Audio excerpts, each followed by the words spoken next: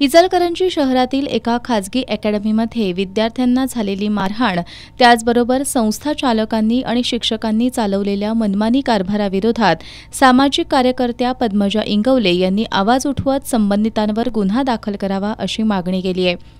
इंगवले यांच्या घराशेजारी असलेल्या खाजगी हॉस्टेलमध्ये 2 दिवसांपूर्वी सकाळी हॉस्टेलचे मालक नसताना काही शिक्षकांनी येऊन पुस्तकं, कपडे, बॅगा अशा प्रकारचं साहित्य विस्कटून टाकत विद्यार्थ्यांना मारहाण केली होती। तसंच या विद्यार्थ्यांना खाजगी हॉस्टेलमध्ये का राहता, अकॅडमीच्या हॉस्टेलमध्येच राहिलं पाहिजे असा दम दिला होता। पालकांनी याबाबतची तक्रार केली तर त्यांनी मुलांना अकॅडमीतून काढून टाकण्याची धमकी दिल्याचं इंगवले यांनी सांगितलं। विद्यार्थ्यांच्या भविष्याचा विचार करून कुणीही पालक तक्रार देत नाहीत, त्यामुळे संस्थाचालकांचा मनमानी कारभार आणि गुंडगिरी चालूच आहे।